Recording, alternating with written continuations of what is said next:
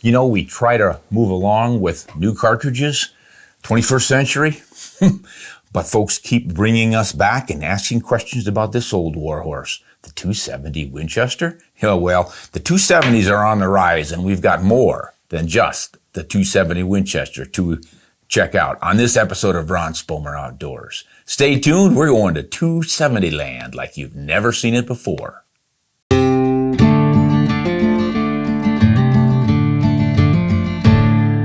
Did you know that there are at least 7 commercially available 270s?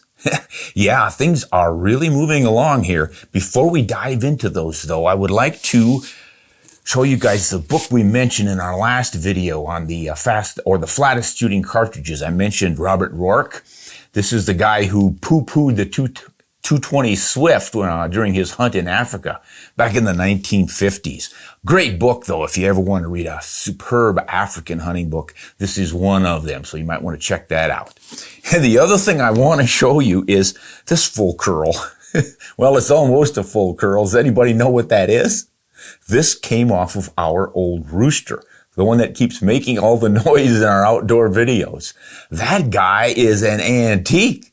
I mean, if you know pheasants and long spurs on pheasants or even turkeys, you're pretty excited if you see one about 1.5 inches long. Look at this thing. It's like a bighorn sheep rooster or something. That's pretty crazy. Anyway, the rooster's still alive. We just broke off his spur because it was literally growing into his heel, the back of his leg, and he was limping. So I snared him and snapped it off. I think he's a lot happier now. Okay, the 270s. Now, everybody, of course, is aware of the 270 Winchester. It is a classic. It ranks right up there with the 30-06 as a well-known cartridge. And it's been around since 1925. But what most people don't know is that there are many more 270s, and I would like to take them chronologically. So after the 270 came out in 1925, the next one up was the 270 Weatherby Magnum. And that came out around, say 1944 or so. And boy, for a long time, those were the only two out there. Now, this big guy really pushes the same bullets as the 277 Winchester bullet, but a lot faster. Probably as much as 400 feet per second faster. And we're going to look at some ballistic charts as usual and see all the numbers. But that was the next 270 in line, and that was about it until, by golly, I think it was right up until the 21st century. Winchester came out with the next one, surprised us all, with the 270 Winchester Short Magnum. And you can see what they were doing. They enlarged the diameter of the case and shortened it so they could run it through a short action. That was all the rage for quite a while. There's those short ones. So it's a short fat, and it almost duplicates the ballistics of the Weatherby Magnum. Then the next one along went in the opposite direction. That was an oddball. It came out about 2004. That's when Remington jumped on the Remington Spc, Special Purpose Cartridge, and that was designed pretty much at the request of the special branches of the military. They wanted something that could run through their ARs or the M4 in the military. Service rifles that hit harder than the 223 or that 5.56 NATO. So they came up with this thing, and it's kind of an oddball because it's so short, and yet it's shooting a pretty large diameter bullet, and we'll learn a little bit about the ballistics and how they suffer from that. The next one up, oh, that's pretty recent. A lot of us haven't even seen it yet. This is SIG's 277 Fury. This is really something different. If you notice on the base of that case, it's steel, and that allows them to raise the pressures up to 80,000 psi. Now, this 270 here is right at the top of the heap for typical cartridges at 65,000 psi of pressure. Sammy allowed 80,000 for this one, and that enables it to drive the same bullets a lot faster with a lot less powder. This is essentially a 308 Winchester case neck down to 277. It's that steel head that really makes the difference. Then we jump up to a really big one, 27 Nosler. And that's in that entire series of standard length action cartridges. That means it fits the 270 length action or the 30-06. but it has the 404 Jeffrey size fat case, so you can get more powder in it. Doesn't have a belt on it, so that's all the latest and greatest for a Magnum. Nosler came out with that just about 2 years ago, I think, maybe even just 1 year ago. It's pretty new. I think it's the newest one in their line. And that promises some great things, obviously, with all that powder pushing those bullets. And then the absolute most recent one, I just started hunting with it last fall, and it was announced as a new cartridge in 2021, the 6.8 Western. Shoots a .277 bullet. These all do. So now let me get my paperwork so we can look at some numbers. We'll flash them up on the screen for you, but I forgot to put it on the table for me, so I better go grab it. All right, here they are. Lots of names and numbers. So let's start off with this shorty, the Remington Spc. That thing is a little bit of an oddball because with that small powder capacity, you really can't push the heavier bullets. What I want to do on this chart with all of these is try to maintain similarity in our bullets so we get a better idea of how each of these can propel that bullet. So we're going to use a 150 grain bullet, the same one with a BC of .590 on all of them except for the 6.8. That thing can only handle up to maybe a 130 grain bullet, but more often you're going to see it with 110 to 115 grain bullets. So I ran with 115. BC is pretty low at .325, and muzzle velocity is only 2,550 feet per second. So that's going to obviously cost trajectories, and you just don't think of a 270 as being that slow. So muzzle energy on it's only 1,661 foot-pounds. And the maximum point blank range we're going to compare on all of these. This is how that works. We zero for an 8-inch target so that when you aim dead center on the target, your max ordinate, the height that your bullet rise above your line of sight, is no more than 4 inches. And then it begins to fall, and when it reaches the bottom of that 8-inch diameter circle, it falls out of your target zone. That is your maximum point blank range. So you could aim at the center of that 8-inch target out to that distance and hit it either on the top edge, the bottom edge, or somewhere in the middle. And that pretty much takes care of the vital zone on most of the game we hunt. So it's a useful setup for zeroing your rifle, and that helps us compare the differences in the reach of each one of these. So 272 yards with this little guy, which really surprised me. That's pretty impressive for a cartridge that's going that slow with a BC bullet that is also that low. And of course, the real benefit is there's almost no recoil. If you're recoil shy, 7.3 foot-pounds at an impact velocity of 7.61 feet per second. It's just not much there, so it'd be a real pleasure to shoot that one. Now let's get up to what we would consider a more typical 270 for hunting. 270 Winchester, obviously, 150 grain bullet is about as big as they get. There were a few 160 grains around, but this is kind of the new standard for the heavyweight. And we are able to drive at 2,900 feet per second with some of the latest powders and really pushing that load. And I think you can do it in the 24-inch barrel. You might need to go to 26 to get that velocity. So that's top end. And these numbers, again, are taken out of reloading manuals. I got most of them out of the Nosler manual, their latest one. I think it's number 10. And they tend to go pretty hot. But you're always going to find differences in those recipes in the different hand loading manuals. So don't take any of them for gospel. They can all change, especially with your rifle, your setup, the kind of primer you use, the powders and everything. So take all of this with just a little grain of salt, but it does show the potential for all of these. So muzzle energy out of that 270, 2,802 foot-pounds. Now that's getting up there, and that's why it's considered a great mule deer cartridge and pretty darn good for elk, but it's been used for just about everything quite successfully.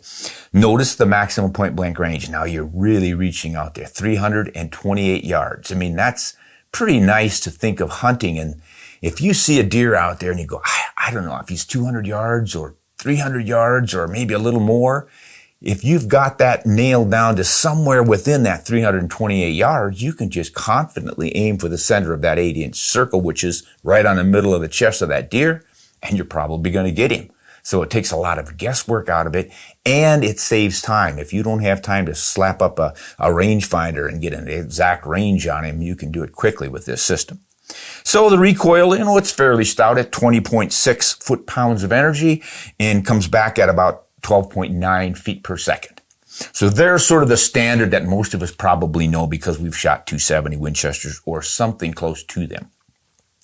Now we're going to jump to that Western, the 6.8 Western. Why they didn't call that a 270 of some kind, I don't know, but probably to avoid confusion because it looks awfully similar to that 270 WSM. And that's because all they did was took the 270 WSM case, pushed the shoulder back a little bit, and that gave them a little more room to put the long bullets on it. That's what's special about the 6.8.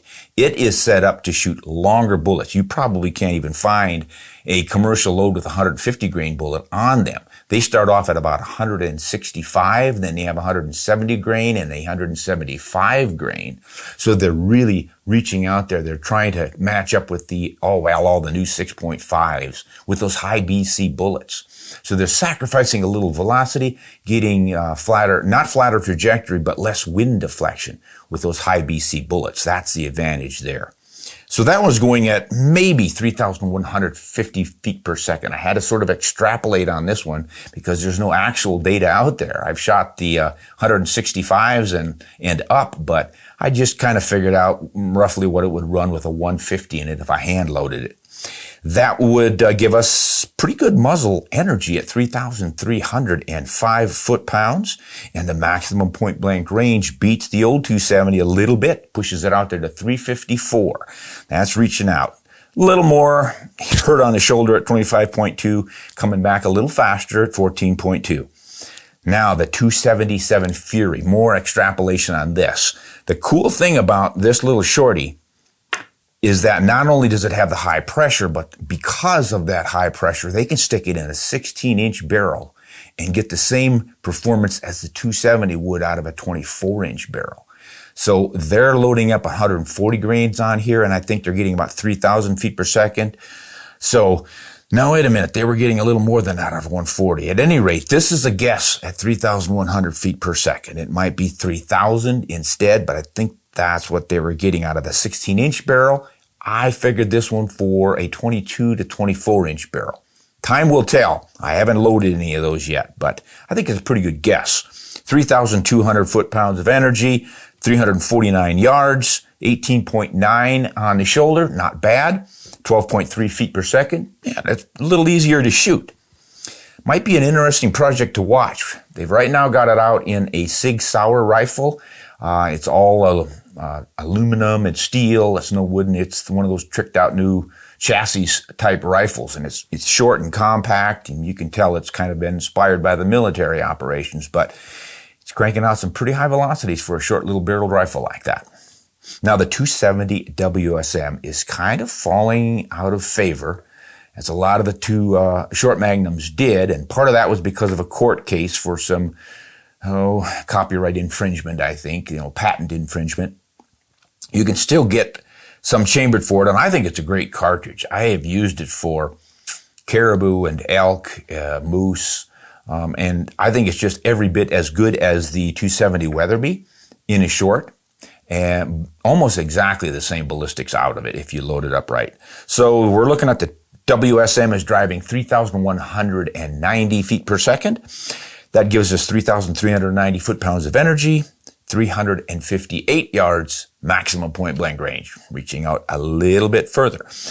And getting a little more kick on the shoulder, too. And that's just the way it goes with these. You're pushing the same bullets. You're just using different powder levels in these cartridges. So as the powder level goes up, and to a degree, the pressure levels, and this is really the only one that pushes the envelope on that, you're going to get more recoil.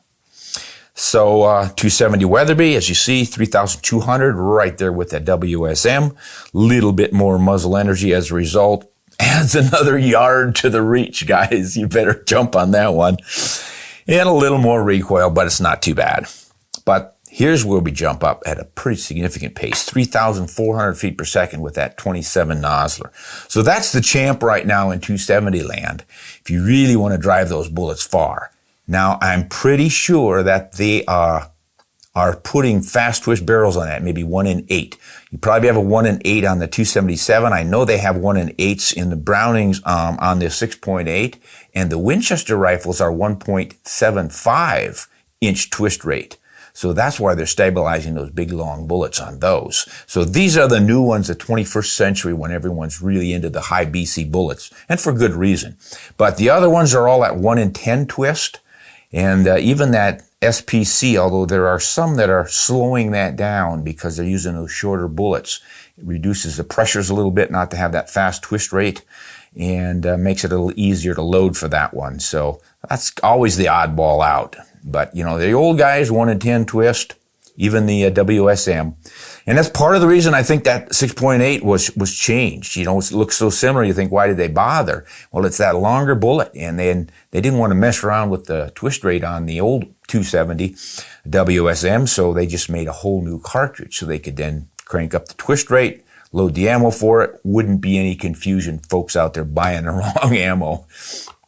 So that's what we're up against in the new 270s. And I think these are going to get some pretty good traction because they can throw heavier bullets than the 6.5s. And as much as I love, and most of us love the 6.5s because it's a pretty good balance for a deer cartridge.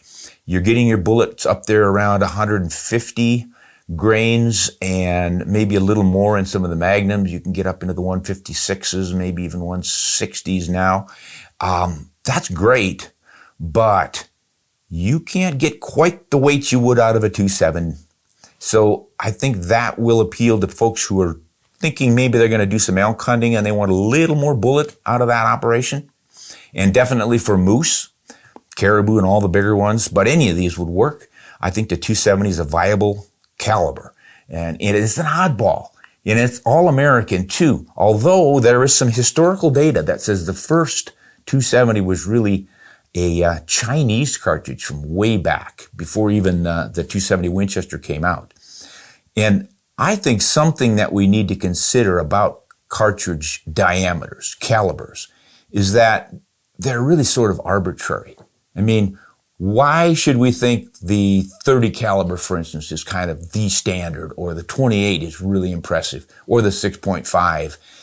When you make a barrel, you drill a hole in it, and back in the day, in the muzzleloader days, you know, they would drill holes and not be necessarily specific with each one, and then they would cast a lead ball into it and determine exactly what the caliber was. And you might end up with a 32 or a 40 or a 50, and they were kind of all over the map, and it didn't matter all that much because you were making your own bullets. You just cast them, you made your pound of lead into as many balls as you could get down that barrel, and that's what you shot.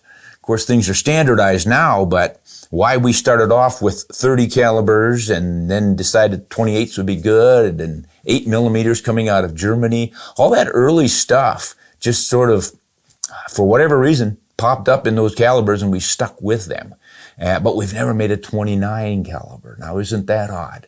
We got 24, 25, 26, 27, 28, 30, 32, 33, skip the 31. There's some ones that didn't get hit yet. Boy, if you're a wildcatter, you've got an opportunity now. You can get yourself a whole new cartridge. At any rate, if you're interested in splitting the difference between the 7s and the 26s, the 27s are right up your alley. So check them out. There's some great old ones that can still do the job, and there's some delightful new ones with the longer, heavier bullets and the fast twist barrels that will extend your range a little bit. Those are the modern 270s as well as the old ones, and I'm still the old Ron Spomer, thanking you for subscribing to our channel, and especially thanks to our patrons who make these videos possible. We really appreciate your support. If you'd like to join the Ron Spomer Outdoors community on Patreon, just go to patreon.com and Ron Spomer Outdoors. We'd love to have you join us. Until next time, hunt honest and shoot straight.